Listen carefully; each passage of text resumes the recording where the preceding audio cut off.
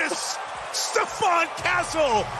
Grabe itong ginawa ni Steven Castle kay Isaiah Hartenstein. Mga kaibigan, harap-harapang pinahiya ni Steven ang isa sa kilalang matinik na rim protector ng liga sa team ng defending champion na OKC. Heto na ang Game 2 playoff series matchup sa pagitan ng Thunder kontra Spurs, kung saan itinabla po ng Oklahoma ang series sa 1-1. Bumawi ang OKC sa pagkatalo nila sa Game 1. Pero hindi masaya ang iilang fans sa pagkapanalo ng Thunder sa game na ito, kasi niluto na naman daw ng mga referee ang laban. Masyadong pisikal ang dating champion na halos balian na nitong si Hartenstein ng kamay si Wemby ay hindi pinapansin ng mga referee. Panay flop rin ang ginagawa ng Thunder. Tingnan nyo nga naman ang play na ito, kung saan tinawagan po ng offensive foul si Harrison Barnes dito. Sabi ng marami ngayon kaya nananalo ang Thunder kasi palagi silang nakakalusot sa mga tawag. Huling-huli ang pagtulong ng referee dito. Sa Game 2 naramdaman natin ang malaking kawalan ni Fox sa lineup ng Spurs. Mga kaibigan, out pa rin siya sa Game 2. Hindi masyadong ramdam ng San Antonio ang pagiging out ni De'Aaron Fox noong Game 1 dahil dito kay Dylan Harper. Kung saan kanina ay nadisgrasya siya sa play na ito. Hawak ang kanyang right leg, sinubukan ni Dylan na bumalik sa laro pero hinarangan na siya ng kanilang medical team. Kailangang siguraduhin na hindi lumala ang injury ng rookie kasi magiging tagilid sila kapag hindi makakapaglaro si Dylan sa mga paparating pa nilang mga laban. May history ng hamstring injury si Dylan Harper noong college. Malas ang Spurs kapag hamstring injury yun, sana minor injury lang at pwedeng maglaro sa sunod na laban. Speaking of Dylan Harper, kabilang po siya sa All-Rookie First Team. Ito yung patunay na hindi talaga basta-basta ang rookie ng Spurs.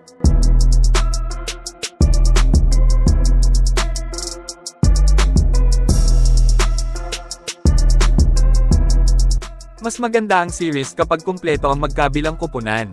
Sa OKC naman 7 minutes lang din na nakapaglaro sa Game 2 si Jalen Williams dahil rin sa hamstring injury. Pero mukhang mas maganda pa ang laro ng Thunder kung wala si Jalen Williams sa kanila. Parang hindi problema kung mawawala si Williams sa grupo. Solid ang nilaro dito ni SGA. Pinasayaw pa niya si Carter Bryant dito.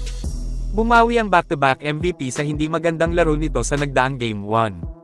Overall para sa Thunder, lahat kumayod ng husto sa depensa pati sa opensa kaya nanalo. Hindi pumayag ang defending champion na ma-down 0-2 sila ng Spurs. Well, dahil sa tumabla ang series sa 1-1 ay mas lalong interesting pa ang mga susunod na tapatan nila, kung saan paniguradong mas mainit na bakbakan pa ang ating mapapanood sa series ng Spurs vs Thunder. Ang magandang senyales para sa Spurs ay halatang hirap na hirap talaga sila kay Wemby, at may chance na makakabalik laro na si Fox sa Game 3 ayon sa maraming report. Highlight ang play na ito at natawa ang marami sa ganti ng bigman ng OKC kay Steven Castle kasi buhok ang hinawakan, nagbistulang bading. Kayo mga kaibigan, ano ang masasabi nyo sa pagkapanalo ng OKC sa Game 2? Mag-comment lang po.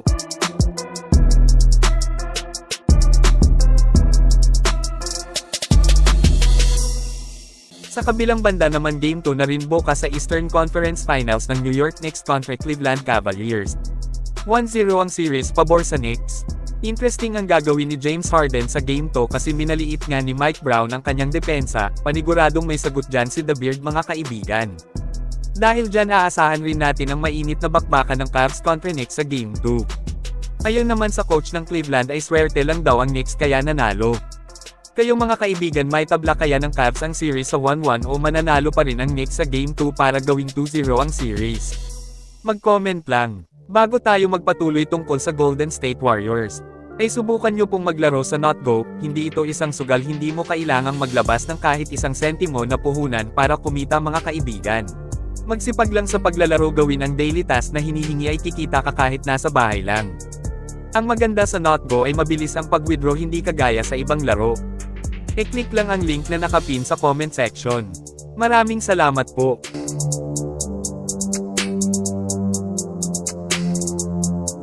Ngayon ay dito na tayo sa isa pang maingay na tinitingnan ng Warriors ngayon na kukunin nila sa papalapit na draft.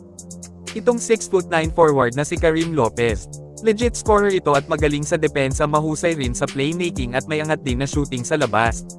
Matinik na all-around player na may iilang fans ang nagsasabing mahusay pa siya kay Axel Lendebor.